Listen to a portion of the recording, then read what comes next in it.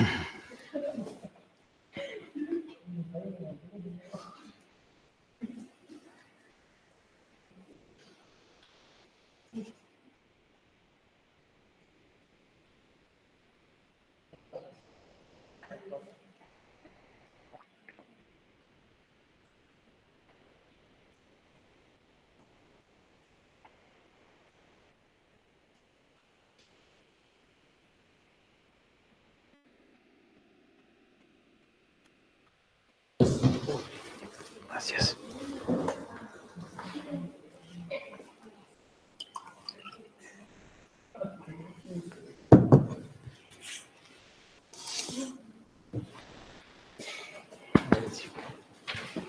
Bueno, buenas tardes. En primer lugar, muchas gracias por venir al tercer encuentro del ciclo de políticas para salud para la provincia de Entre Ríos. Es el último encuentro que tenemos para hoy y hoy nos acompaña por el espacio La Libertad Avanza Entre Ríos el doctor Fabio Ariel Guarnieri, que es nacido en Mendoza, graduado de bioingeniero en la Universidad Nacional de Entre Ríos, con su doctorado en ingeniería realizado en la Universidad Nacional del Litoral, con su postdoctorado realizado en la Universidad de Stanford entre 1999 y 2001, donde desarrolló actividades de consultoría en varias empresas de dispositivos médicos en Silicon Valley. Algunas de esas empresas son Creatovisión, Questvision, ODS Zurich, Medifacos, Ferrara Ring. A la vuelta a Argentina creó el laboratorio de BioMEMS en la Facultad de Ingeniería de la Universidad Nacional de Entre Ríos y el CONICET. También llevó adelante una sala limpia para la fabricación de microdispositivos para aplicaciones biomédicas y actualmente dicta cursos y posgrados vinculados con MEMS, microfluídica, microelectrónica y nanotecnología. Actualmente, con Rodrigo Torres, es fundador de una empresa que es esponsoreada por el grupo Sancor Seguros, empresa que se desarrolló en base a una patente de CONICET de un dispositivo innovador para tratar el glaucoma mediante una microválvula y un microsensor de prevención intraocular. Actualmente está esperando la aprobación por ADMAT para el primer estudio clínico en pacientes con glaucoma refractario. Muchas gracias. Gracias. Lo acompaña el doctor Pablo Vieira, que es médico de la Universidad Nacional de Rosario, máster en oftalmología de la Universidad Católica Argentina, magíster en economía y gestión de la salud de la Universidad iSalud. También realizó un posgrado en administración de la salud de la Universidad Nacional del Litoral. Es diplomado en calidad de la atención de la salud y seguridad de pacientes del Instituto de Efectividad Clínica y Sanitaria. Realizó diversos posgrados vinculados con la estimación de costo y evaluación económica de programas, servicios y tecnologías en salud. Y un diplomado internacional en administración de hospitales y centros de salud, también de la Universidad iSalud. Bueno, un currículum bastante extenso. Seleccionamos así algunos que son totalmente vinculados con el ciclo, como por ejemplo un posgrado de formación ejecutiva en políticas públicas de la Universidad Torcuato de Ditela, un posgrado en liderazgo de organizaciones de salud, del programa de efectividad clínica del Instituto de Efectividad Clínica y Sanitaria, un programa de comunicación estratégica para la Organización de Salud de la Universidad Austral, y es profesor asociado ordinario, jefe de cátedra de Gestión y Administración de Servicios de la Salud de la Facultad de Ciencias de la Salud de la Universidad Autónoma de Entre Ríos. Muchísimas gracias, doctor, por acompañarnos. Bueno, a partir de ahora tienen tiempo para contarnos sus ideas, proyectos vinculados con la salud pública para la provincia de Entre Ríos. Muchas gracias. Muchas gracias. Bueno, buenas tardes a todos. Buenas tardes. Quisiera un poco también, bueno, gracias a la cátedra de gestión pública, a Fernando, al titular, a los alumnos, egresados y demás participantes aquí de esta charla. Y a la gente que también nos está siguiendo por las redes. Antes que nada, quiero aclarar que esta charla tendría que estar dando vos, Pablo. ¿Sí? Sí, no, obviamente. Quiero un poco contarles cómo pasó esto. Si quieren, soy un poco improvisado en esta temática. Como vieron ahí con mi currículum, no es la gestión de salud mi especialidad. Pero bueno, mi amigo Sebastián Echevere, como candidato a gobernador, me convocó como especialista en mi temática, sobre todo en lo que es tecnología y salud, vamos a llamarlo así. Pero bueno, apareció este debate, me preguntaron quién era el referente, diré algunos nombres, pero bueno, el referente o el que podría haber estado aquí está hoy viendo The Weeknd, ¿no? Así que bueno, no lo vamos a poder tener cerca. Y además, de ahí le pedí a Sebastián, él me convocó, ¿por qué no das vos la charla? Le dije, mirá, un poco improvisado, en tan poco tiempo, armar una charla así, nos van a matar, empezando por el titular de la cátedra, sus alumnos, etc. Así que por lo menos conseguíme al referente nacional, ¿no? Es decir, quién es el referente nacional para que nos bajen un poco idea de qué es esto de los vouchers, si van a privatizar o no, qué es el subsidio a la demanda y no a la oferta. A ver, ¿qué es todo esto que está en los medios, que todos hasta tenemos miedo, ¿no? de que, bueno, que de repente no tengamos seguro, no tengamos cobertura, que se corten los financiamientos a los hospitales públicos? Bueno, todo ese miedo yo como usuario también lo tengo. Entonces quería hablar con alguien que, más allá de mis opiniones, si está bien o que ustedes pueden tener, si el sistema es mejorable o no, qué es lo que podemos hacer para mejorarlo, etc. Quería hablar con ese referente. Bueno, al final lo conseguí por Facebook y muy amablemente me invitó a Buenos Aires. Bueno, yo justo iba y tuvimos una charla con él. La verdad que cuando ve este video, o si está presente, porque lo invité a que participe, me dijo que iba a poder estar, pero bueno, justo era el cierre de campaña del partido en Buenos Aires. Entonces ahí hablamos y él le pedí bibliografía, artículos, me los leí todos, y bueno, discutimos sobre ellos. Y la verdad que me gustó, digamos, no adhiero a todo, o sea, no conozco todos los detalles, pero por lo menos los conceptos básicos, como bioingeniero, por lo menos, me gustó. Es decir, no tuve miedo a quedarme sin seguro de salud, pero me gustaron las ideas. Entonces es un poco lo que yo les quiero compartir, es decir, ¿por qué no huí de este debate, ¿no?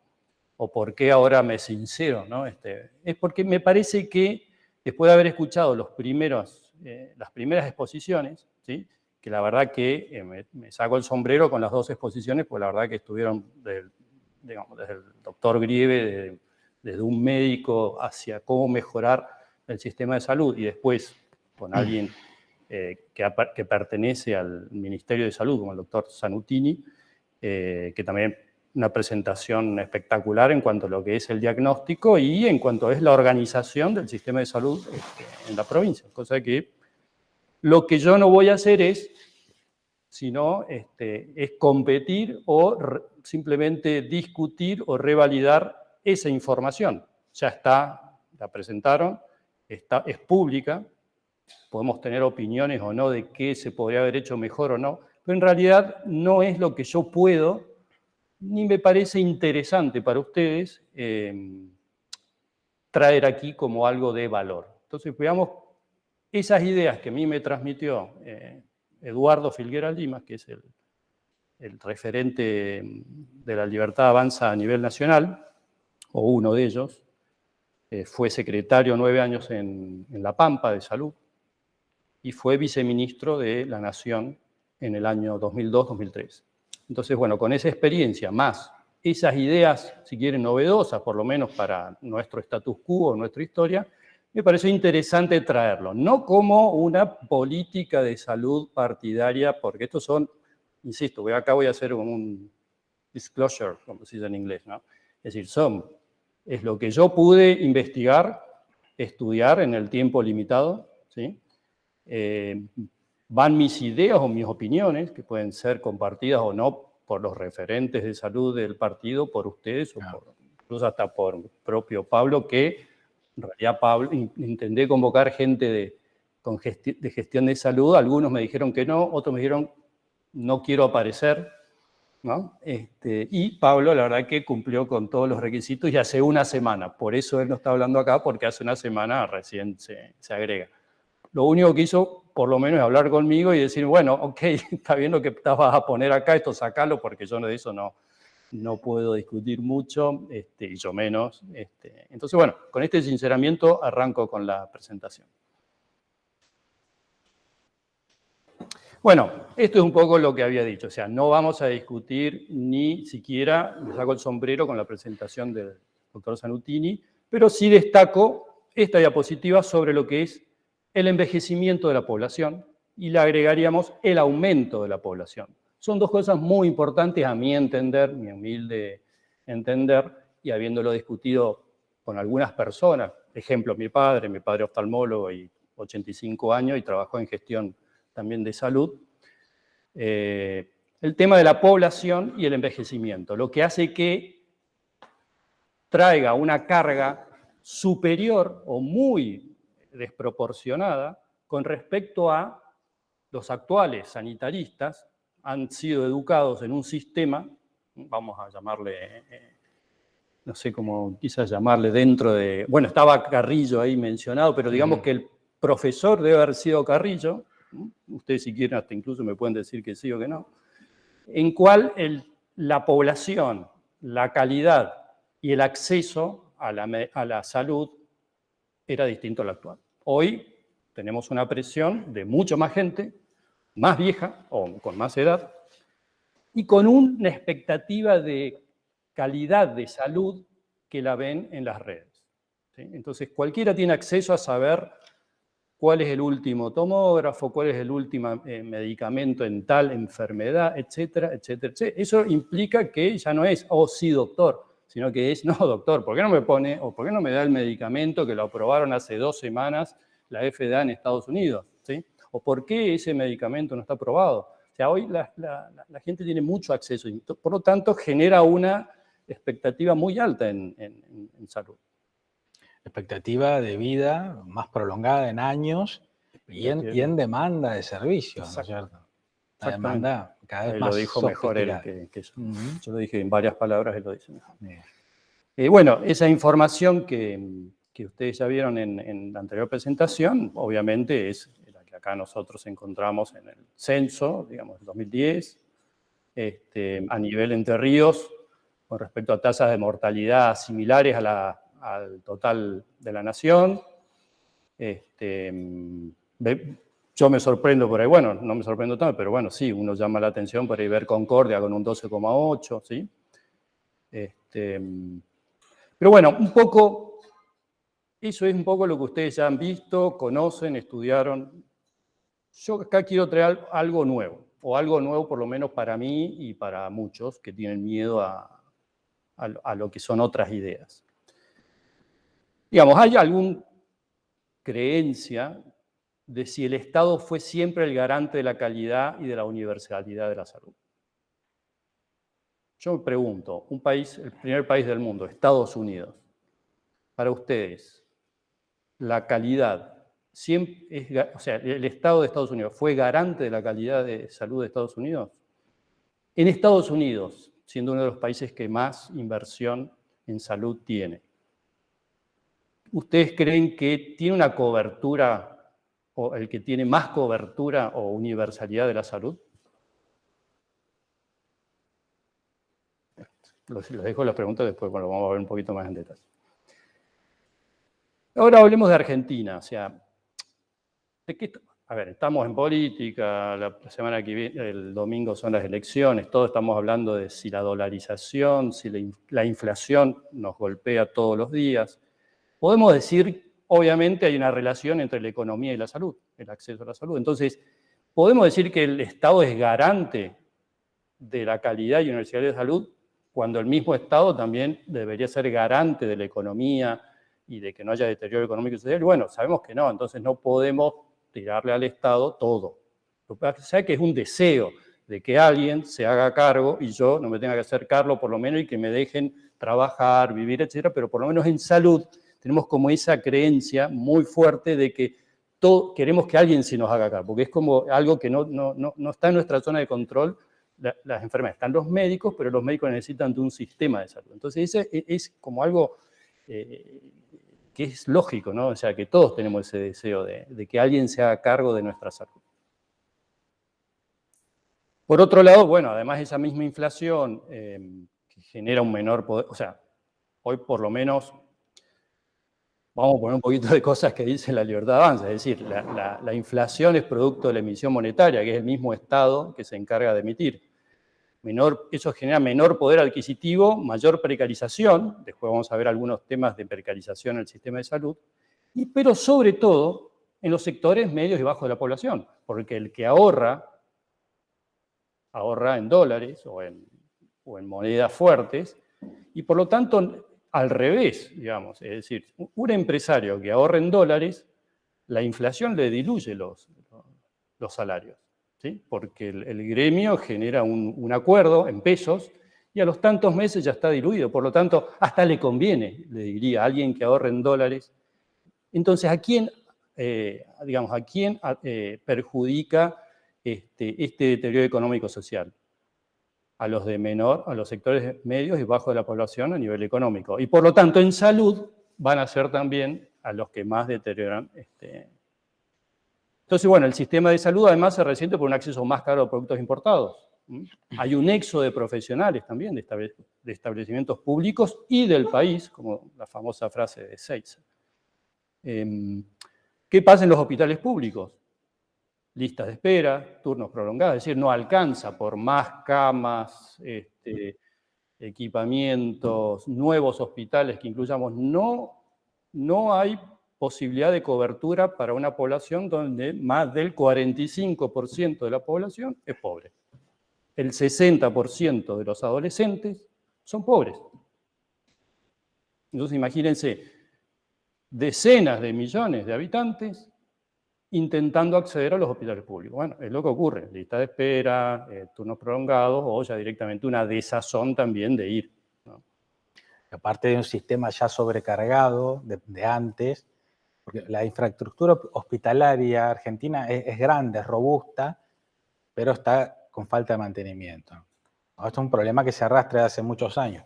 Y en el contexto de esta crisis social y económica actual, hay mucha gente que se cayó del sistema y tiene que recurrir, tiene que estresar aún más, sobrecargar aún más los hospitales públicos. Sabemos que más o menos se calcula entre 7 y 8 millones de empleos informales. Son gente que no aporta el seguro social, o sea, obras sociales, ni mucho menos pagar un seguro privado. Indefectiblemente tienen que atenderse en la red pública de salud, que ya estaba estresada, imagínense ahora con estas millones de personas nuevas requiriendo servicios, ¿no? Pero bueno, la pregunta es, ¿siempre fue así? Digamos, siempre hubo estas listas de espera en hospitales públicos, siempre hubo un deterioro económico-social, etcétera, etcétera. Bueno, Yo pongo esto, el hospital italiano, es decir, si se ve bien. 1856, un grupo de inmigrantes italianos con necesidades de satisfacer sus problemas de salud, hacen una vaquita, digamos, y generan un primer establecimiento de salud, ¿sí? Bueno, no voy a redondear, pero bueno, a la derecha tienen en la actualidad lo que es hoy el hospital italiano, no hace falta ni mencionar, universidad, garante de calidad, garante de solidaridad también. Es decir, un buen ejemplo, digamos, de la iniciativa, si quieren, no sé si llamarlo privado, bueno, o no público, o no sé, seguramente no es que no ha participado el sistema público, porque en el medio seguramente habrán recibido subsidios, habrán recibido colaboraciones, vínculos, proyectos. Pero bueno, es una iniciativa privada que nace de una necesidad que la satisface la misma gente. Entonces, por eso nuestro sistema es, en el fondo, mixto. Y la mayoría de los países, corregime, son un sistema mixto y apuntan a un sistema mixto que justamente todos aporten de una u otra forma a la salud, porque es compleja. Bueno, y el otro si quieren, gran hito en lo que es la salud, sobre todo en lo que es, porque si quieren, hasta el año 30 y pico, Argentina no tenía deterioro económico ni social, o por lo menos era un país próspero, y es lo que siempre nos transmiten, no sé si los abuelos, pero por lo menos la historia o los bisabuelos que transmitieron a nuestros abuelos.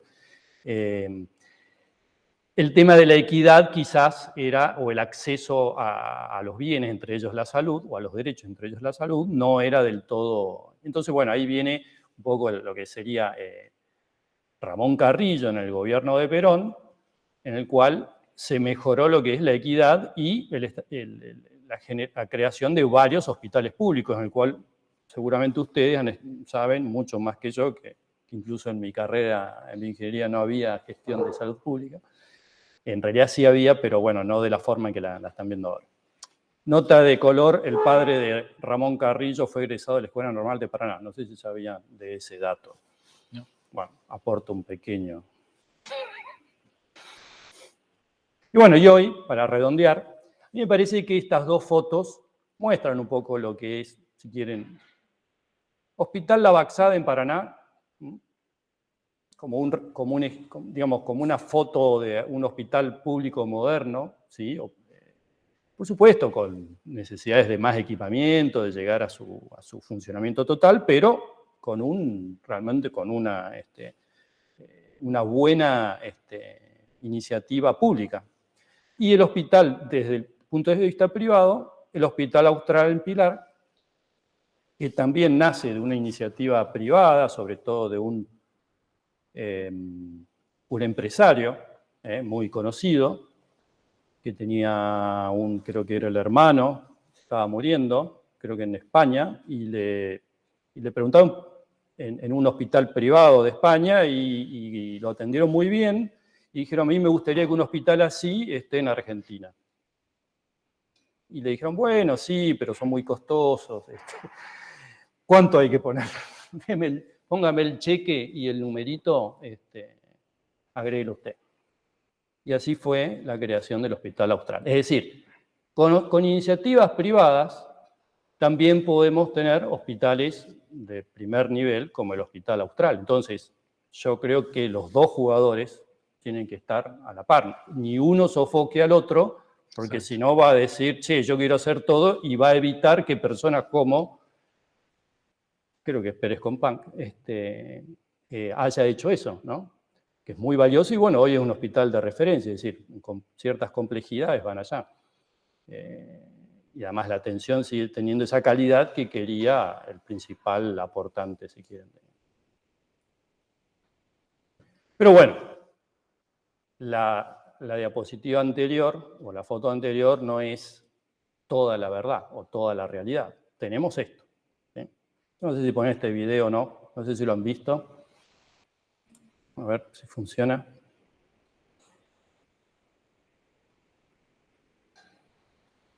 CNN en español, Hospital de Niños de La Plata, año 2022. ¿Qué pasa?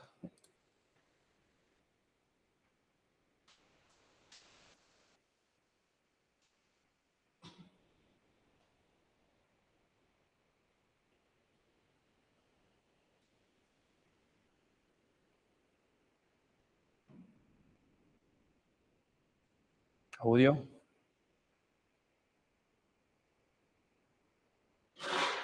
No se escucha, ¿no? Ahí, pero está el microfonito muteado de ese.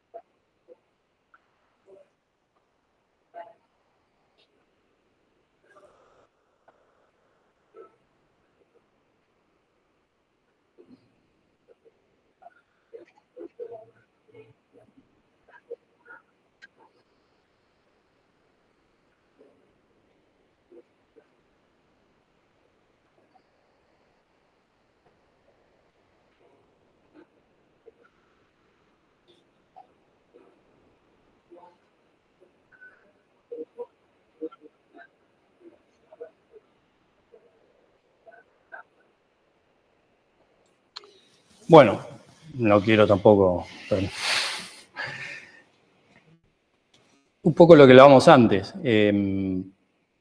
No alcanza con el hospital público para cubrir la falta, o sea, si bien el hospital público es universal, en el sentido de intenta llegar al 100% de la población, en la práctica no llega realmente, ¿sí? El hospital está, las camas están, pero no es suficiente. Esos recursos ni humanos, después también podemos hablar del tema de recursos humanos, ¿por qué pasa eso? No alcanza a cubrir. Entonces, ¿qué hacemos? ¿Qué tenemos que hacer? Una superpotencia como Estados Unidos para multiplicar por 100 los hospitales, los sueldos, etcétera. Bueno, sabemos que en 2 o 4 años eso no va a pasar. Entonces, ¿cuál es el plan para solucionar este problema en 2 o 4 años? O por lo menos para que se reduzca en forma, digamos, tangible, digamos, ¿no?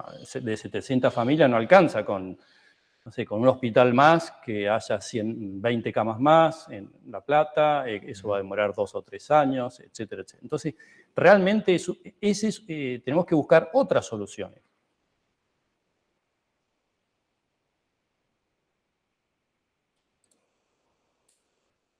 Bien. Uno de los libros que leí, quizás uno de los que más me interesó desde el punto de vista más global, es un libro que habla sobre el seguro universal de salud, casi hasta la ética. No voy a entrar mucho en esos detalles, pero sí hace una buena introducción, sobre todo a estos, si quieren, 4 países: Estados Unidos, Suiza, Canadá y Países Bajos. Otros países se pueden ver reflejadas, ver en qué modelo. Incluso en Estados Unidos habla de 2 etapas, antes y después de lo que se llama el Obamacare. No sé si han oído hablar en el gobierno de Obama hubo una reforma de salud intentando, ¿sí?, mejorar su sistema de salud. Bueno, acá se los cuento brevemente. Este es el gasto según el PBI, el porcentaje de Estados Unidos, el 17,2%, uno de los países que más, si quiere, gasta o invierte en salud. Suiza, el 12,4%, y Países Bajos, sobre todo, 10,5%. Estos son los países que mejor, o por lo menos, bueno, después no me quiero adelantar, no quiero spoilear año 2016. Fíjense Estados Unidos. El porcentaje de no asegurados en el 2006, o sea, antes del Obamacare, era el 15% de la población, o sea, 47 millones de personas sin seguro. Hay muchas causas y el libro desarrolla muy bien cuáles son cada uno, por ejemplo, 5% de inmigrantes ilegales, otros 5 u 8% de gente que yo no quiero, pero te convendría, no quiero pagarle al Estado un seguro, o recibir del Estado un seguro de salud. Cuando me pase algo veré. ¿Sí? Eso tiene un costo, en el libro lo analiza, el costo que tiene alguien que no se previene. Bueno, ustedes seguramente lo han estudiado, alguien que no hace prevención, alguien que no está en un seguro, etcétera, termina en una emergencia gastando 14 días en terapia intensiva, que sale mucho más caro que si alguien le hubiera pagado el seguro de salud. Pero bueno, después del ACA, ahora vamos a ver el Obamacare, se logró reducir, ¿sí?, año 2016 al 8,8%. Pasó del 15 al 8,8%. Ahora, lo interesante sería qué se hizo para al menos reducir en algo el porcentaje de no asegurados.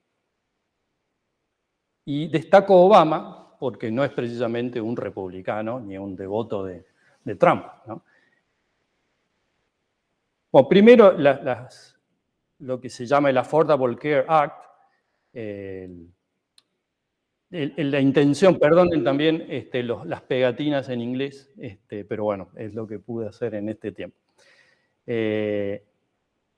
Yo se los voy a traducir, o por lo menos para que no lo tengan que leer. La idea era bajar los costos y mejorar la calidad. ¿Cómo? Obligando a todos los norteamericanos a estar incluidos en ese sistema de salud. ¿Sí? Todos tienen que aportar. Después vamos a ver por qué es clave que todos aporten y por qué también muchos de los problemas que tenemos en Argentina es porque está desproporcionado, ¿sí?, el aportante con el que tiene más riesgo en la salud. Incluso el que no pagaba un sistema de salud, no estaba cubierto, tenían una multa, ¿sí? Esto fue eliminado en el 2017 por la Corte Suprema por una cuestión de ellos son muy, no quiero decir fanáticos, pero con el tema de los derechos individuales. Sin embargo, mucha gente no podía aún así pagar ese sistema de salud o ese seguro. ¿Y qué intentó hacer este Obamacare? Casi obligar a los estados, a las provincias, a negarles la expansión del Medicaid, que es como un programa público, ¿sí? Es como decirte, bueno, a ver, vos tenés acceso al hospital de la Baxada, sí. Tener los fondos para hacer un hospital, sí, haces que todos estén dentro de este sistema de salud. Que también la Corte Suprema lo baneó, como vendría a decir, no sé si la palabra correcta es prohibió.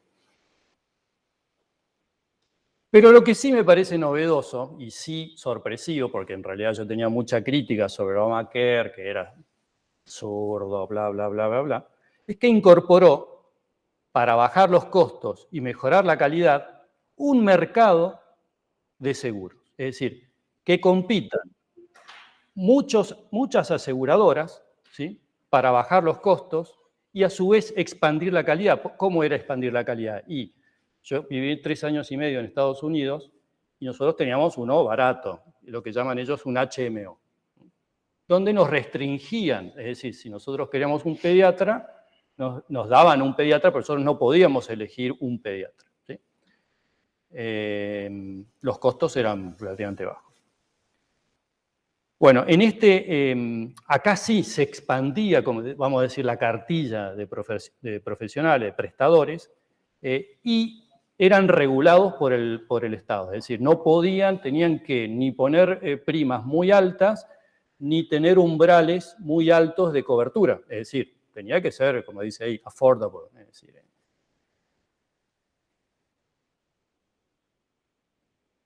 bueno, un poco lo que destaco es cómo logran bajar los costos y aumentar la cobertura. Y bueno, con una competencia, es decir, lo que se llama un estímulo, un incentivo a la demanda.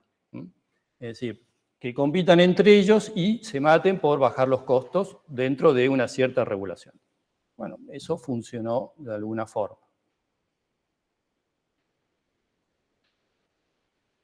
Con respecto a este mercado de seguros, esto hizo que la gente que entre el 133, o sea, los que están en el nivel de pobreza, digamos, si quieren, más grandes, podían recibir a su vez subsidios, ¿sí? Los que no podían pagar esos seguros, podían recibir además subsidios, es decir, los que estaban fuera, los que no podían cubrirlo, además había un sistema de subsidios para poder participar de ese sistema ampliado y tener entonces la misma calidad y no ir a lo que, no sé si llamarlo hospital público en Estados Unidos, porque realmente no merecería llamarse, ahora lo vamos a mencionar, cómo se llama ese programa. Es un programa que realmente si uno no tiene seguro, etcétera, cae a ese, pero realmente no es aconsejable porque no tiene las prestaciones que tienen nuestros hospitales públicos en Estados Unidos. Y eso también tiene una razón allá en Estados Unidos. No digo que eso tenga que ser acá, pero bueno, así funciona allá.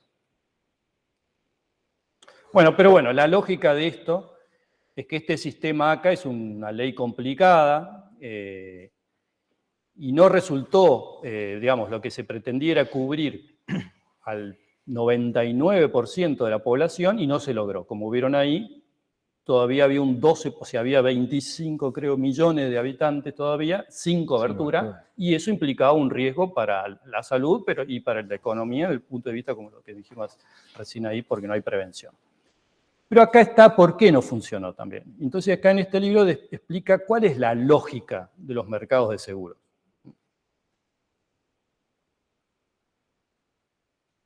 Bueno, esto no lean eso, me sirve más bien a mí como recordatorio. Pero bueno, la lógica es esta, es decir, si yo quiero estimular a los mercados de seguro, porque yo a nivel público no los puedo cubrir, ¿sí? A todos, es decir, se puede cubrir a nivel público hasta un cierto porcentaje según el presupuesto que el Congreso a Estados Unidos le demanda, o acá en Argentina tenemos alrededor también de un 10%, pero con la inflación, con la precarización, como vieron, ese 10% hoy en pesos no sé a cuánto llega, más allá de que en el presupuesto se infle, ¿no es cierto? Pero siempre va a haber como un lag, o sea, una diferencia entre lo que se aprueba con la realidad, digamos, por lo que ya sabemos. Pero bueno, supongamos Estados Unidos, donde no tienen tanta inflación, o es muy baja, aún así el Estado no llega. Y el resto está cubierto, bueno, está bien, Estados Unidos es una superpotencia, tiene muchos ingresos, pueden pagar un seguro de salud. Pero bueno, ¿qué pasa con ese 25% y luego un 12 o 15% de gente no asegurada? Si yo... ¿qué pasaba? Esa gente, como veían que existía un Medicare, un Medicaid, una especie de sistema público, decían, bueno, no, ¿para qué voy a pagar? O sea, mucha gente, ¿para qué yo voy a pagar? O sea, pudiendo pagar su sistema privado o muchas empresas, ¿para qué yo les voy a pagar a mis empleados un seguro de salud que se vayan al público o que vayan a Medicare? ¿Sí? Entonces, eso es como desfinanciaba el sistema de alguna forma privado. Había menos empresas, había en ese mercado, claro, ya no, muchas empresas en el sector bajo seguramente no participaban o no tenían precios competitivos o directamente entraban en bancarrota. En el libro describe muchas empresas aseguradoras en un cierto nivel entrando en bancarrota porque no podía, porque mucha gente se iba yendo al Medicare y al Medicaid. Entonces al final es como que había una tendencia a volver al sistema anterior a esta especie de intento de mercadeo. Pero bueno, este es el sistema de Estados Unidos. Bueno, este es el programa, el EAMTALA es el que llegaría el que no está asegurado, es decir, va a tener una cobertura, es decir, va a tener un hospital o un lugar a donde participar, pero tampoco es gratis. Y a su vez, mejorar el EMTALA también generaba falta de incentivos en el resto del sistema. Entonces, de nuevo, volvemos al status quo anterior. Había como una especie de vuelta al status quo anterior, si bien mejoró un poco. Pero bueno,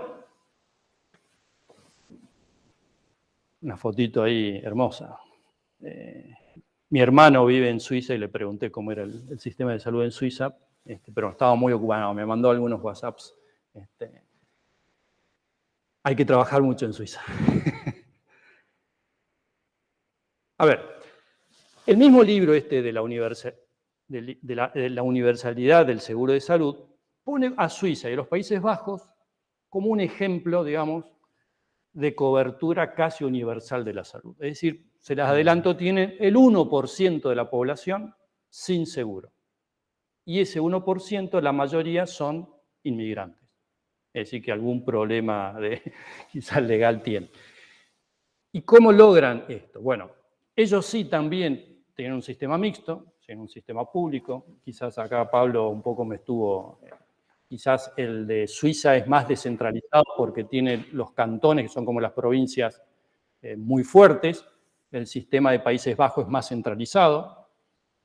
Pero en los dos, el denominador común en ese sistema mixto es que es muy fuerte el mercado. Es decir, hay una verdadera competencia regulada. Lo que intentaron hacer, bueno, intentando imitar a Suiza y Países Bajos, Estados Unidos, en Suiza y Países Bajos lo han logrado. Y así es como países como Suiza, que tenían un 50% de gente no asegurada, lograron a un 99% de gente asegurada, a través de un fuerte descentralización y aportes del mercado. Esto no quiere decir que nosotros podemos ser Suiza, etcétera, etcétera, no, por supuesto.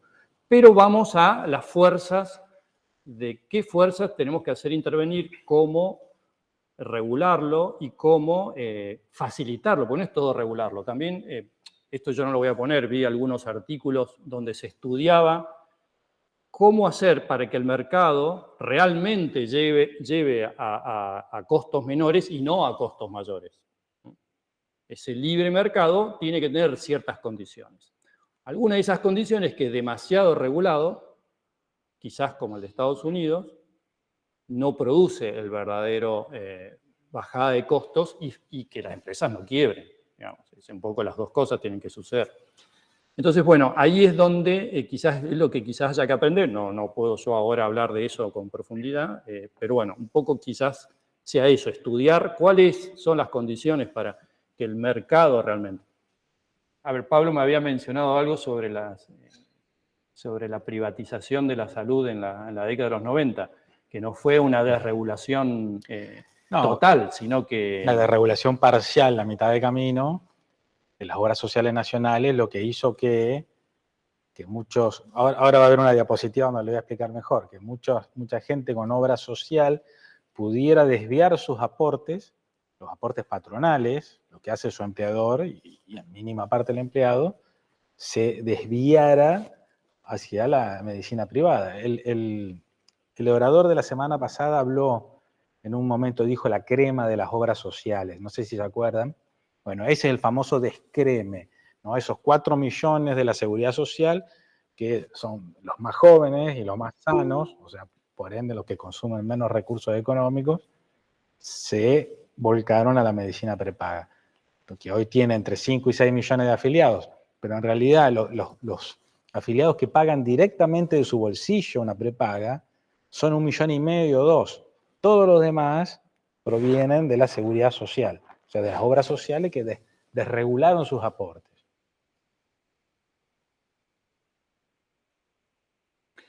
De nuevo, también era un sistema flexible, es decir, cualquiera en ese sistema basado en descentralizado también podía acceder a cualquier doctor en el país. Bueno, según mi hermano no es tan así, pero bueno, seguramente hay una cuestión ahí de matices de qué expectativa tiene uno, si es el 100% o si es mucho más que antes o mucho más que otros países. Siempre tenemos que hablar también en comparación.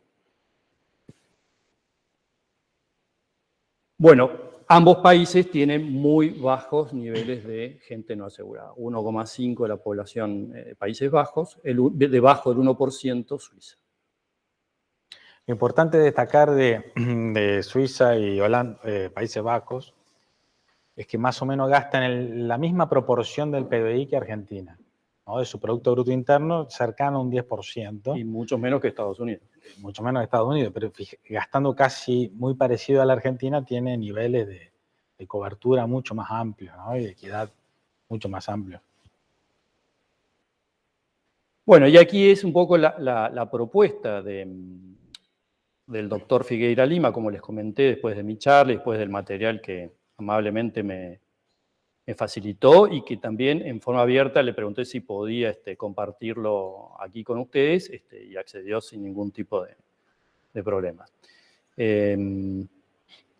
Esto también es público, o sea, lo pueden bajar, un artículo muy interesante con mucha información, muchísimo, bueno, estamos hablando de alguien que conoce bien el sistema de salud, tanto provincial, por ejemplo, como en La Pampa, como en La Nación, y además luego él hizo muchos visitas y posgrados, creo haberle recordado en la charla en el Reino Unido, y conoce todo esto. Yo le iba diciendo, o sea, che, mirá en Suiza, che, mirá en Estados Unidos, mirá, sí, ¿no? O sea, conoce a la perfección todo eso que yo leí. Y bueno, él me facilitó, yo voy a compartir algunas, las que puedo procesar y compartir con ustedes, como por ejemplo este sistema de yo también entender, y que Pablo ya conoce a través de su formación, tanto el sistema de PUB, no sé si querés vos, Pablo. Sí, esta es lo dejo para vos. Es una forma muy esquemática de mostrar el sistema de salud argentino. O sea, el sector salud tiene 3 subsectores. El sector público, que se financia con rentas generales, o sea, con los impuestos que pagamos todos.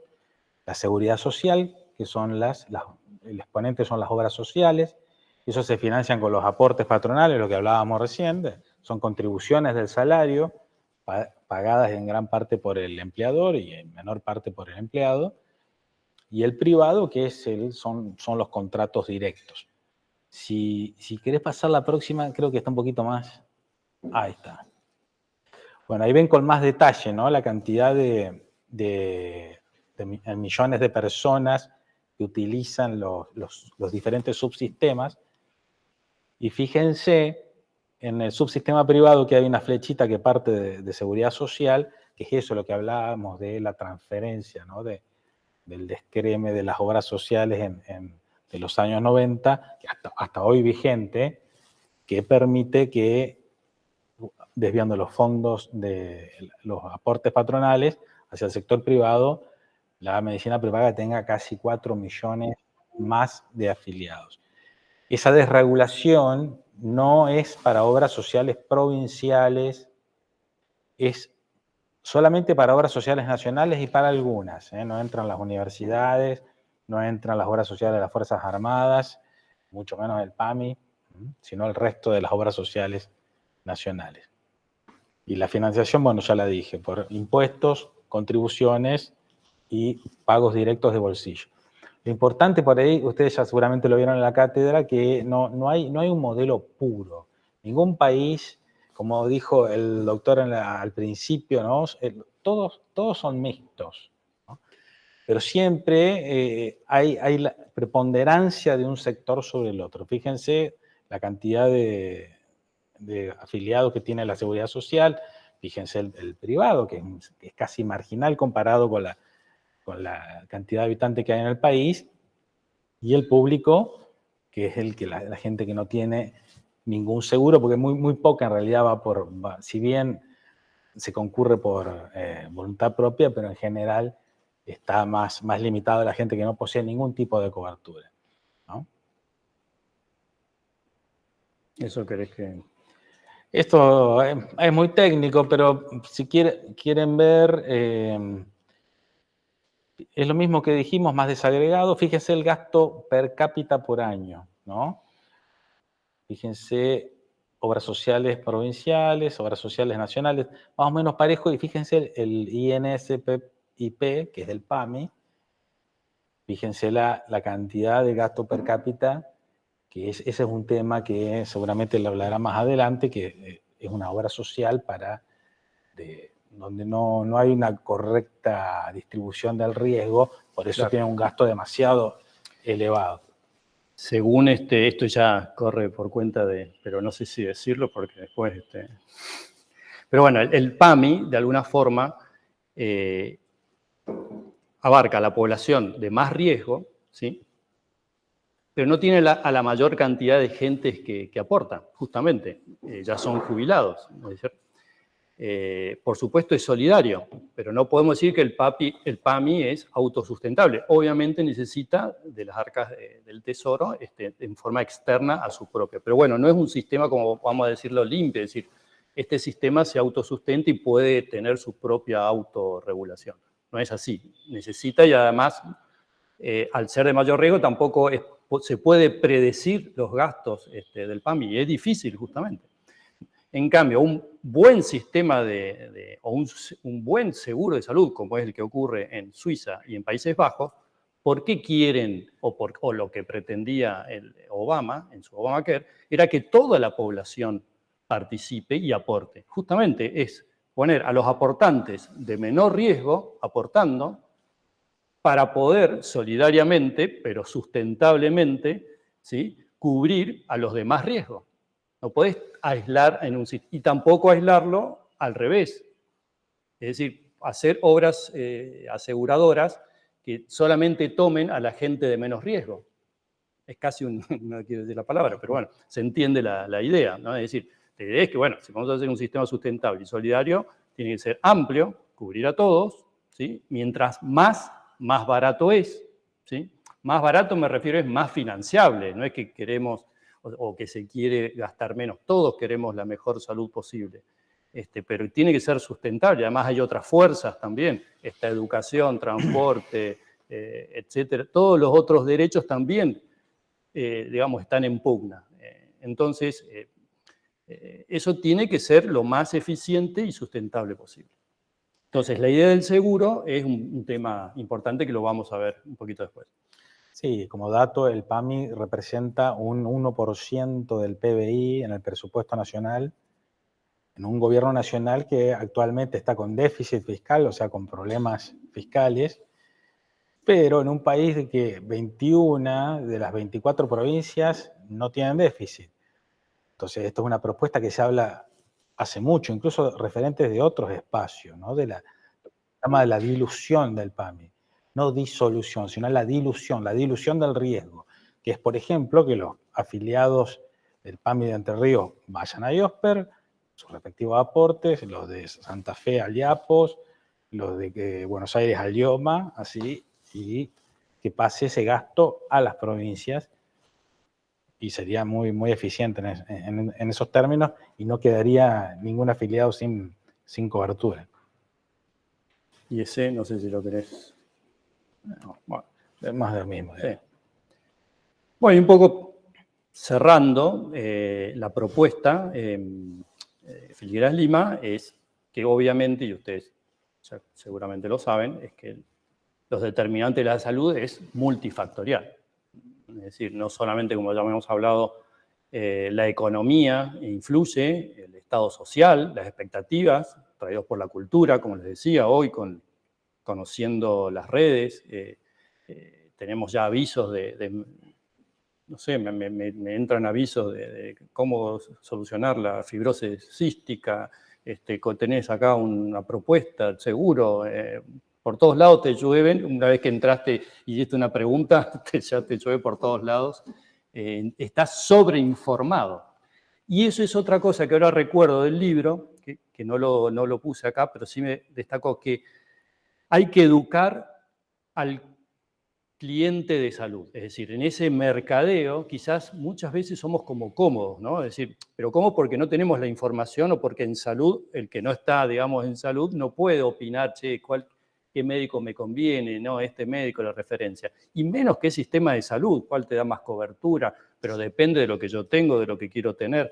Entonces, se trabajó mucho para educar y para hacer software para digamos, los clientes de ese mercadeo de aseguradoras de salud, para que, bueno, como ven hoy que es todo por paneles de control, uno va diciendo, ay, tengo esta enfermedad, quiero vivir, no sé, quiero llegar al colesterol, y bueno, a vos te conviene tal aseguradora de salud.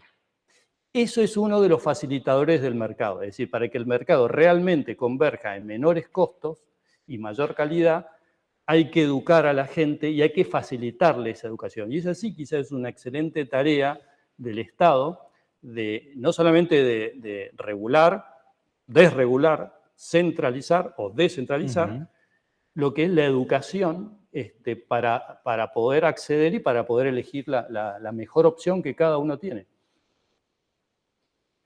Bueno, un poco lo que contesta estaría acá encerrado.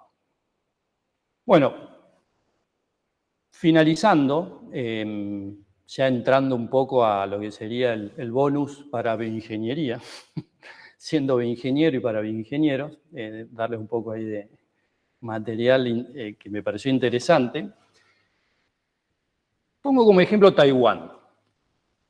Quizás porque encontré el libro y me gustó y está relacionado con el sistema de salud y con la propuesta también.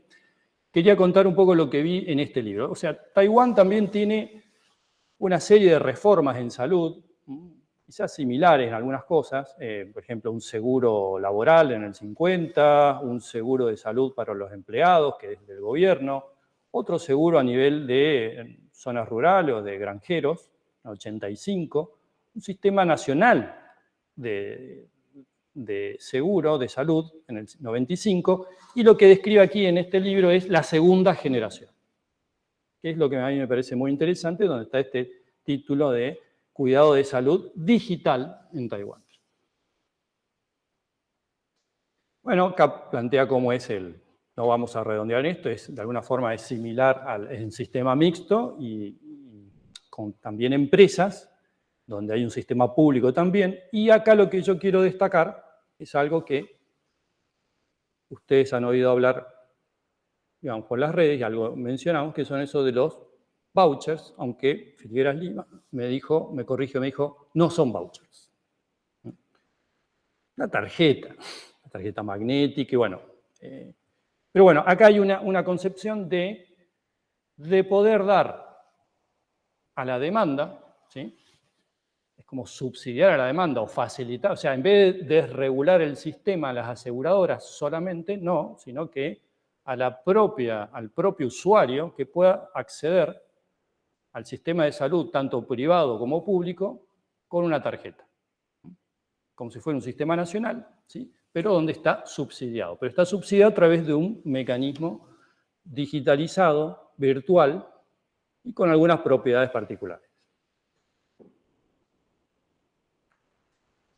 Entonces, aquí un poco quiero destacar el tema de qué pasa con o sea, el que va a tener una asistencia financiera o un subsidio premium o una ventaja en las primas, ¿sí?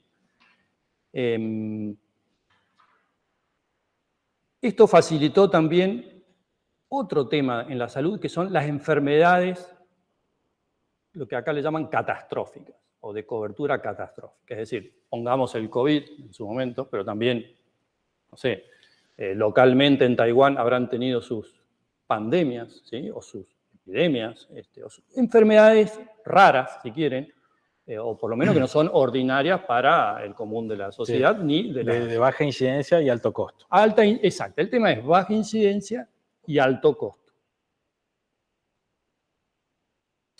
Nosotros tenemos ese deseo de que pase lo que me pase, quiero tener cobertura, ¿sí? Y para eso pago. O para eso me descuentan. O si soy pobre, quiero acceder y no sé, y elegir un gobierno que me prometa, vos vas a tener como derecho, todas las enfermedades que tengas van a ser cubiertas. O por el sistema público, bueno, y el sistema privado veremos. Pero bueno, como dice el candidato, alguien la tiene que pagar en la realidad, ¿no es cierto? Y si encima tenemos una precarización de la economía, y cada vez vamos a pagar menos, seamos realistas. Entonces, por eso quizás la foto esa de un hospital público con muchas camas y mucho equipamiento, pero donde hay huida de profesionales porque ganan más en otro lugar y no hay forma de retenerlos, o de profesionales que se van del país, o simplemente porque no se llega con la cobertura, entonces, bueno, encima una enfermedad cara. Bueno, hay muchos amparos, ¿sí?, judiciales de gente que ha logrado que la obra social le cubra a través de un amparo judicial tal enfermedad cara o tal implante carísimo, ¿sí? Bueno, pero eso es un cuello de botella. O sea, ¿cuántos pueden de los que necesitan? Y la justicia en cuánto tiempo, digamos, quizás ya esté muerto, o quizás ya sea tarde el fallo judicial, o simplemente después a lo mejor no se lo puede importar ese producto, ¿sí? Entonces, bueno, Taiwán, como otros países supongo, han previsto esto, no con una cobertura obviamente 100%, pero sí por lo menos una mitigación de riesgos, una gestión de riesgos, una identificación de las personas, por eso la tarjeta virtual, que va a tener una historia clínica electrónica, ¿sí? Entonces el propio sistema va a poder saber cuáles son las poblaciones de riesgo, hacer la mitigación de riesgo, ¿sí?, y hacer las acciones pertinentes con un fondo y prever de ese fondo de alguna forma, porque es muy difícil un Estado prever todo, pero por lo menos que sea más eficiente y tener una cobertura lo máximo posible, y no que sea una especie de selección natural, digamos, ¿no? Es decir, y bueno, el que primero llegó a las camas del Hospital de La Plata es el beneficiado, y bueno, ¿y eso quién es? ¿Es el más beneficiado? O sea, puede ser alguien que lo puede cubrir por su bolsillo y está ahí, ¿sí? Me enteré que, por ejemplo, en el Hospital Público de Mendoza, el que tiene obra social no puede usar el hospital público. Pero bueno, eso es algo que me comentaron, no sé si es del todo cierto, pero bueno, empiezan a haber cerrada de barreras para que realmente llegue al que no tiene cobertura o al que no puede, para que realmente llegue al pobre, ¿no? Al que no tiene seguro.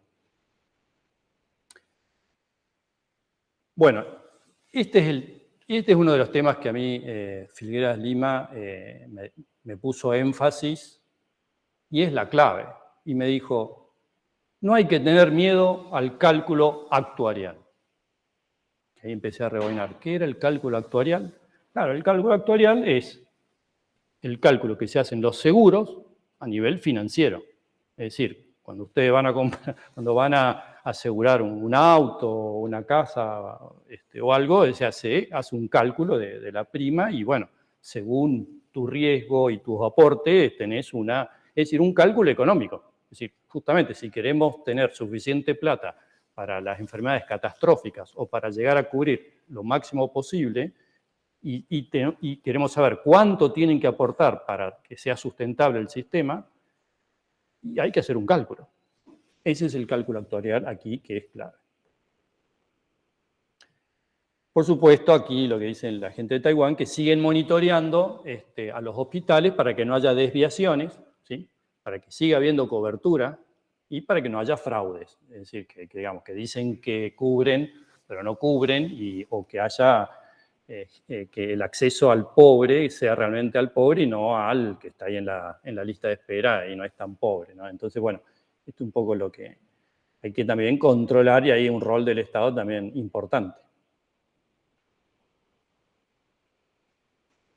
Bueno, acá hay algo que no es simpático hablar de finanzas en salud o de costos, ¿sí? No es simpático, sino que es más simpático decir, les queremos cubrir todo lo que le ocurre a la población. O sea, ante cada necesidad hay un derecho y les vamos a prometer que ustedes lo van a lograr. Bueno, siempre es antipático decir, no lo vamos a poder hacer porque la realidad, la economía, etc. Eso siempre es antipático. Pero bueno, una política también me parece importante, y un poco lo que destaca aquí en este párrafo de Taiwán, el tema de la empatía, es decir, hay que tratar de lograrlo, ¿sí? Creo que es algo que es ineludible a un derecho humano, es decir, necesitamos que haya derechos médicos, es decir, queremos tener una población lo más sana posible, que sea justa, que sea equitativa, que sea ética socialmente. Pero bueno, una cosa es prometerlo y otra cosa es intentar lograrlo. Entonces, sabemos que nosotros que estamos que hemos tenido formación ingenieril, que hay cálculos, hay economía, o sea, hay equipos, la evaluación de los equipos de la tecnología médica es fundamental también, porque en un subsidio de la oferta, a veces, en las licitaciones, a veces, si no tenemos bioingenieros que participen, ¿no? Es decir, en la regulación de eso, bueno, puede ser que el Estado pague caro, ¿sí? Y sobre todo cuando no tiene competencia, ¿sí? Por eso el subsidio de la oferta a veces es eso, es decir, el sistema público está bien, puede haber un sistema de licitación, todo muy transparente, pero si no hay mucha gente que compita, ¿sí? Y no hay regulaciones, por ejemplo, con la importancia del bioingeniero en lo que es evaluación de tecnología médica, bueno, vamos a igual tener una salud cara, aun cuando sea pública y gratuita. Gratuita entre comillas, porque obviamente implica parte del presupuesto nacional. Pero por otro lado, los costos van a ser caros si solamente subsidiamos a la oferta. En cambio, subsidiar a la demanda implica mucha más competencia y más probabilidad, si quieren, al tener más oferentes de esa tecnología médica. Bueno, un poco diciendo que la mayor empatía es que cada dólar o cada peso, en nuestro caso, que el contribuyente aporta para el Sistema Nacional de Salud, le llegue al ciudadano con un beneficio aún mayor y que realmente vaya a su verdadera necesidad, ¿sí? Respetando al de más riesgo y que el que puede aportar realmente aporte. Bueno, un poco después de este sistema de segunda generación, este es un report de la satisfacción pública, o sea, no satisfechos y satisfechos. Entonces, bueno, después de este programa, aumentó de alguna forma la satisfacción y disminuyó año 2013 hasta el 2020, está ahí en esta última etapa. Esto está desde el 95. Y algunas cosas interesantes en el cual también han aplicado lo que es la Big Data y la inteligencia artificial. Lo que es imágenes médicas, cómo generar informes, ¿sí?, de imágenes automáticos, ¿sí?, que es muy importante a la hora de acelerar. Y ahora vamos a ir acá al compañero y su trabajo Sassetti en lo que es la informatización del hospital público. Bueno, aquí hay dos trabajos que me parecieron muy interesantes a nivel provincial. Uno es de la Facultad de Ciencias de la Salud, es la reformulación del primer nivel de atención de salud en Entre Ríos, o sea, la importancia de la atención primaria de la salud, ¿sí? Y hay un excelente trabajo entre el Ministerio de Salud, encargado por la Organización Panamericana de la Salud, ¿sí?, y para intentar implementar normas técnicas provinciales. Entonces se hace una evaluación de la situación actual y algunas de las cuestiones que se destacan, o que destaco, es la descentralización. El tema de la descentralización es que localmente la gente sabe más que a nivel central. Es decir, en el hospital, y eso quizás ustedes que han tenido experiencia en la cátedra o Fernando pueda aportar, es decir, seguramente el hospital de Seguí saben más de los problemas que tienen los pacientes que a nivel del Ministerio de Salud centralizado, aun cuando haya una coordinación y obviamente aporte. Pero entonces en este programa se destaca eso, los mecanismos de participación comunitaria, es decir, bueno, la incorporación de la salud ambiental que se habló en la anterior charla, los sistemas de información, ahora vamos a destacar eso, las normas para la selección del personal y la gestión integral de la calidad. Bueno, se hizo una experiencia piloto, y bueno, acá destaca el tema de la decisión política, el conocimiento científico y la estrategia social de los recursos presupuestarios adecuados. Y bueno, casi por último, destaco acá, para quedar bien acá con Fernando,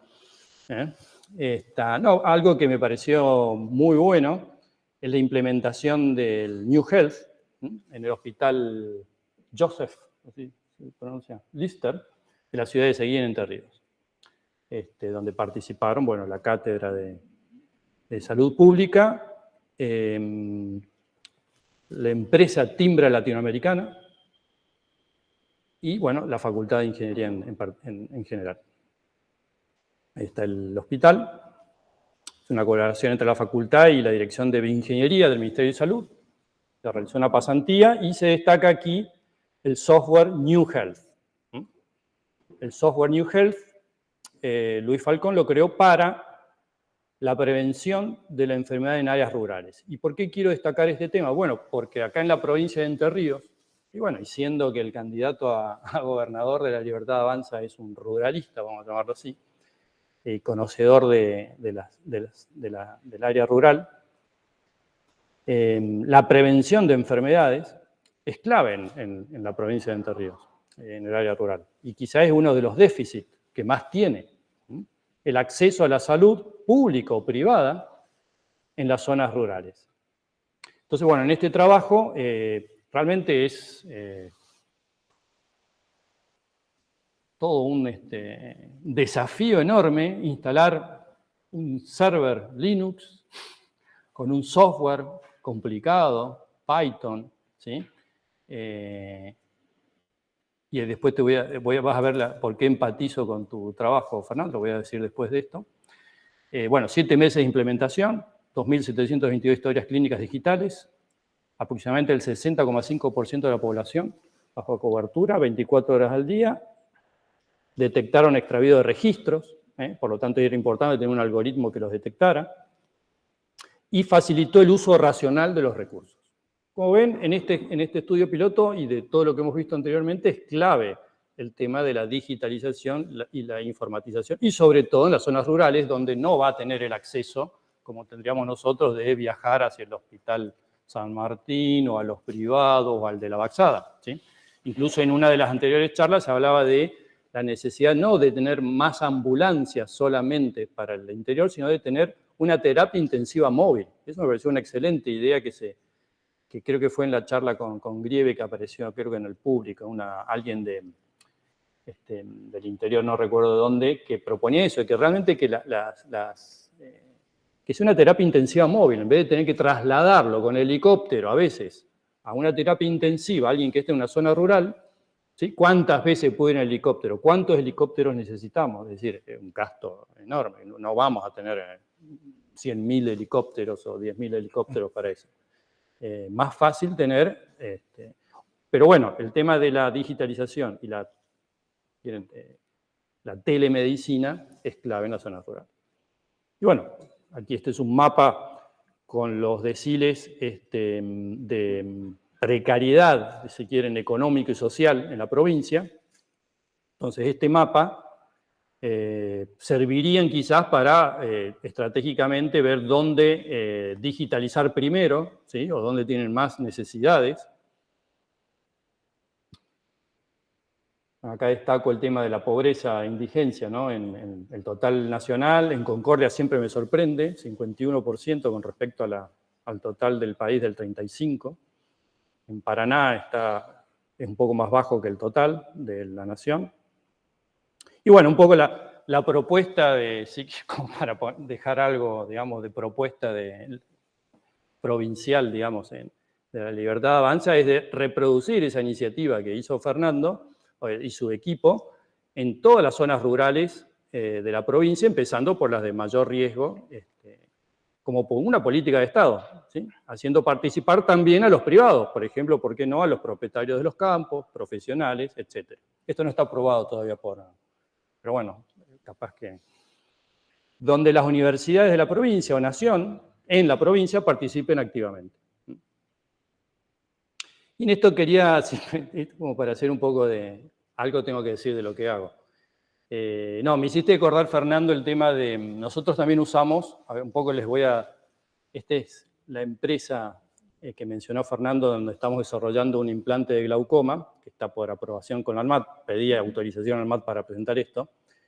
Y nosotros también usamos un software abierto, Libre Clínica, que es un fork de Open Clínica, donde es una aplicación Java, entonces de cualquier web no es necesario loguearse a una computadora virtual, sino directamente desde una aplicación Java, teniendo internet y un browser desde el celular, uno puede acceder y nuestra idea es que en la investigación clínica los médicos que participan del estudio digamos, y los profesionales que hacen las evaluaciones, cuestionarios y también las evaluaciones médicas, usen este software desde el celular o desde su computadora, sin tener que instalar un sistema Linux o un sistema en especial, ¿no? Este es un poco el protocolo, la fachada del protocolo. Entonces, el Instituto Lódolo de aquí de Paraná es el encargado de hacer de investigador principal. Este es el protocolo que esperamos que lo apruebe la ANMAT. Cumplimos con las normas internacionales, la ISO 14155, que de alguna forma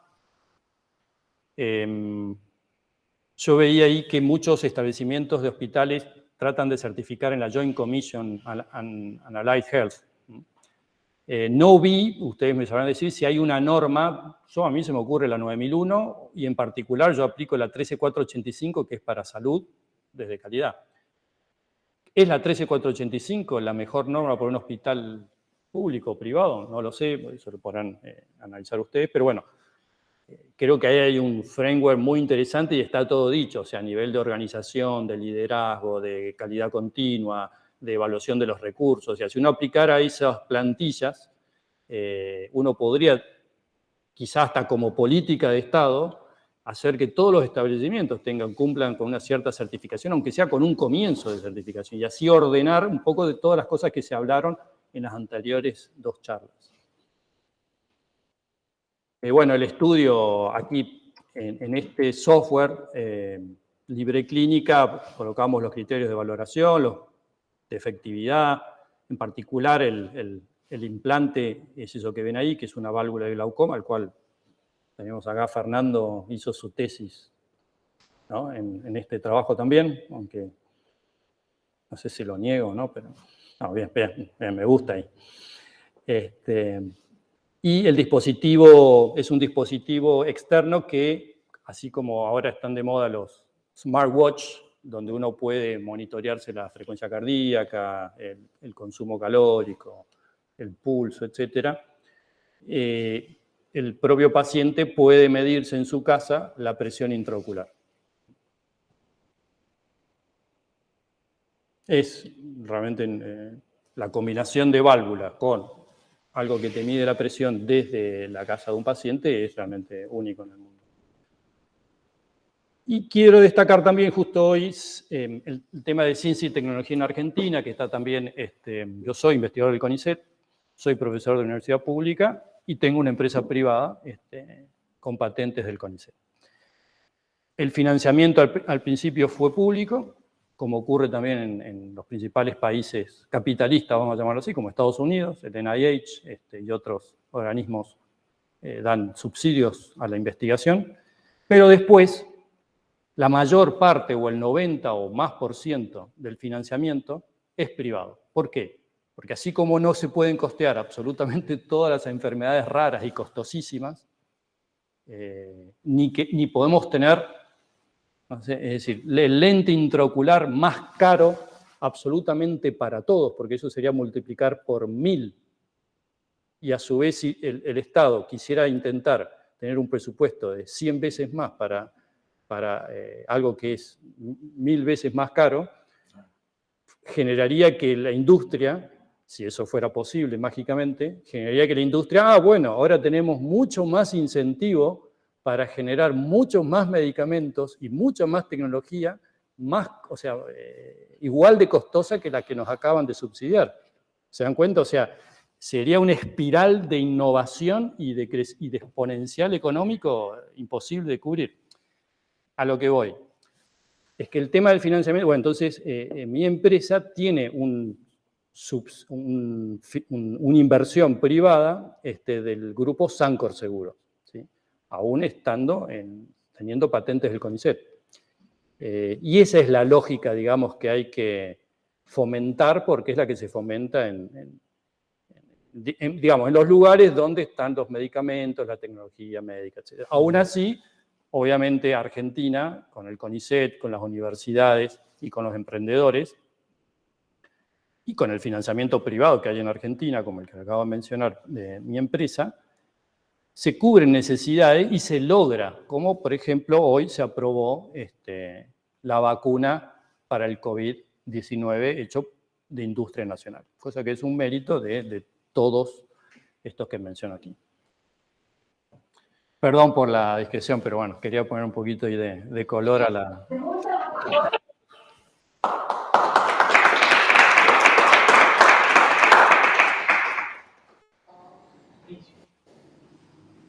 Ahí vamos.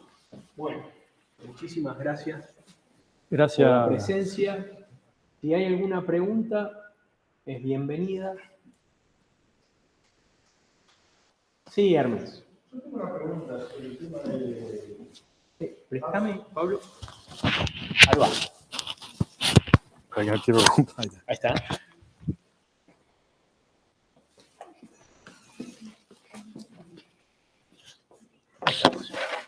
Cuando habló de las mutuales y de tratar de que justamente sea más, o sea, mejor distribuido cómo las personas de alto riesgo y bajo riesgo participan en eso, ¿cómo trataría de garantizar de que eso suceda, de que las mutuales puedan, o sea, tengan todos asociados de bastante diversidad y no que solamente porque tomen a la gente de bajo riesgo, por ejemplo? No es que la gente o sea, para tener mayor cobertura tenés que ampliar el aportante, ¿sí? Por lo tanto, tenés que lograr que el que puede aportar, aporte y no vaya al hospital público. Que realmente el hospital público, como no puede, por la cobertura pública, no puede llegar a 30% hay de no asegurados o sin cobertura, o sea, o que no tiene un aporte. ¿Se acuerdan las tres? Digamos, el sistema público, cuando vos sos parte de una obra social de la universidad o de un sindicato, o de una empresa, o ESMATA, etcétera, tenés una cobertura, te lo paga el empleador, descontándote lo que de tu sueldo, y después el privado, que bueno, vos lo cubrís aparte. Entonces, como no puede cubrir a todos, es lo que vimos, vos tenés que lograr de que los que sí pueden aportar traten de cubrir a todo el sistema para que quede un remanente y no ocupen lugar al que realmente no puede pagar ese sistema, ¿sí? Es un poco la lógica. Más allá de que obviamente tiene que haber mayor crecimiento económico, etc. Pero aún con el mismo crecimiento vos tenés que hacerlo, digamos, que tenés que hacer una evaluación de riesgo y a ver, si esta persona no tiene cobertura, no puede realmente, bueno, es como los planes, digamos, o sea, la idea de que los planes lleguen a los que realmente lo necesitan y no a... Pero bueno, en el resto del sistema no está esa idea, digamos, cualquiera puede ir al hospital público.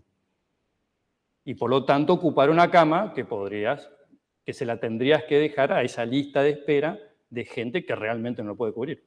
Ese sería un poco. Entonces, tiene que aportar. Lo que pasa es que tiene que ser flexible, porque hay mucha gente que tiene que aportar algo rígido, pero que a lo mejor no, digamos, por ejemplo, en Suiza uno puede tener un plan de salud barato. Obviamente tu cobertura va a ser menor. Pero bueno, es que yo digo, soy joven, soy estudiante, muchos estudiantes no quieren pagar, aunque puedan, no quieren, ¿sí? Porque dicen no se van a enfermar. Yo para eso, cuando lo necesite, iré o lo pago o voy al hospital público. Bueno, ahí viene el truco, ¿eh? Porque si puedo ir al hospital público, por eso no lo pago. Bueno, ahí es donde viene, no sé si la justicia o la equidad está del todo bien clara. Esa es la parte que por eso destaqué que Suiza y Países Bajos trabajaron mucho en eso como para lograr el 99%. Yo capaz que lo entendí de otra forma tu pregunta. Me pareció entender que por qué los financiadores no aceptaban o tenían esa potestad de elegir o no entre usuarios de bajo y alto riesgo. ¿Fue más o menos así tu pregunta? Sí, me refería a cómo evitaría de que ellos puedan dar según... Con una desregulación completa, porque la desregulación de los años 90 fue a medias y produjo eso, el descreme. O sea, se agarraron los afiliados más sanos y más jóvenes y, por supuesto, dejaron los de mayor edad y los que tenían patologías crónicas y por alto costo. Pero es una desregulación completa donde el prepago no pueda elegir, no, vos tenés diabetes, vos tenés insuficiencia renal, vos tenés SIDA, no entrás. Si bien hoy, en 2007, se sancionó una ley de regulación de medicina prepaga, tiene sus inconvenientes, digamos, está implementada, reglamentada, todo, pero en lo operativo no funciona como debería. No sé si respondo más o menos a tu pregunta.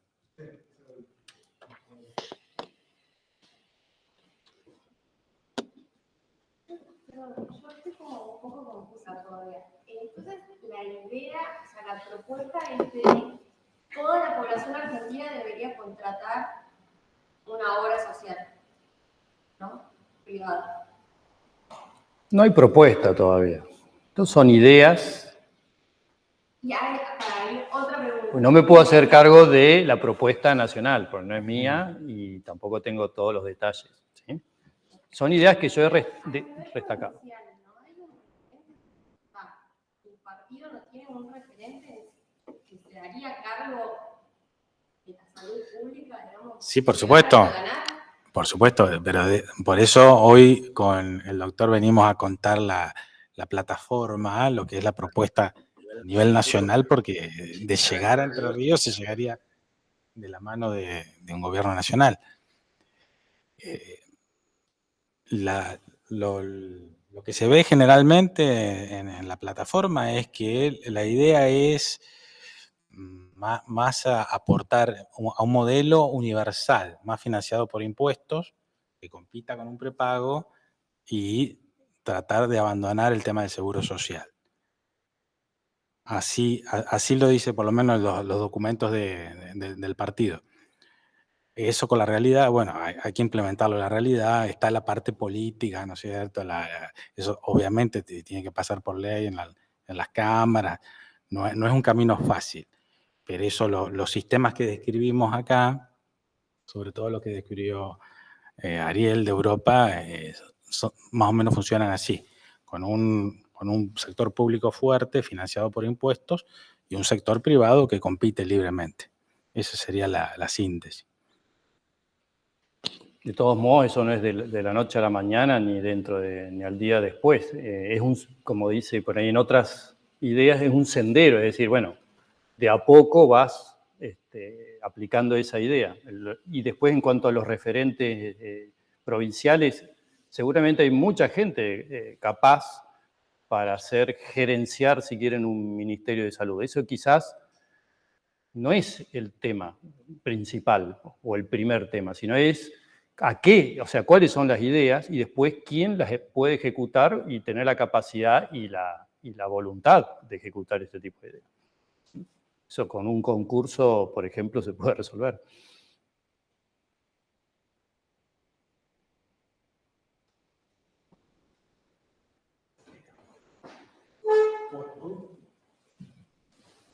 Muy bien. Ahora sí.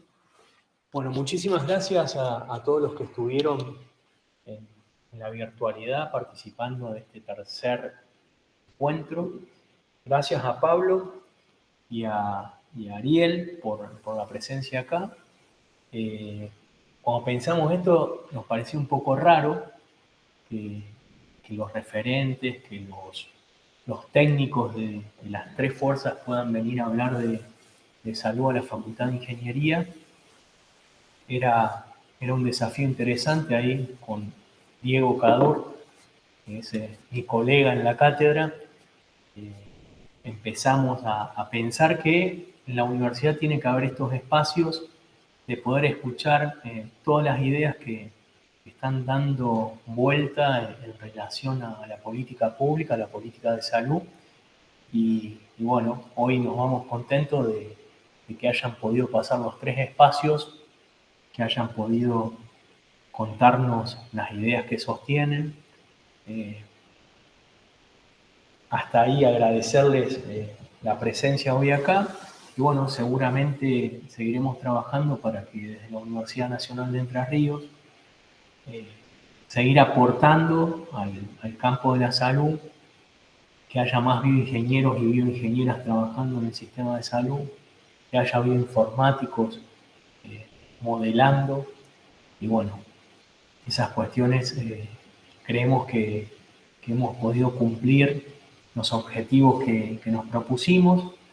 Cuando uno abre estos debates, quedan muchas cosas dando vuelta, quedaría para hacer jornadas de discusión, pero bueno, entendemos que por los tiempos que tenemos en este momento es una primera parte. Seguramente en los próximos años haremos cuestiones más extendidas, con posibilidades del intercambio. En otros momentos en la facultad, capaz que se generaban otros debates y otros intercambios que bueno, tenemos que recuperar tal vez esos intercambios de ideas para ver cómo hacemos para resolver las necesidades y los problemas urgentes que tiene nuestro país y nuestra sociedad, donde bueno, todos tienen algo para aportar, y recuperar esa capacidad de poder discutir una política, ¿no? Que es como el remedio a escala poblacional. Eso decían los pioneros de la salud colectiva. Poder pensar eso. Así que bueno, muchísimas gracias nuevamente a los libertarios que nos visitaron y seguiremos conversando para adelante. Gracias, Fernando. Gracias a usted también. Gracias a usted.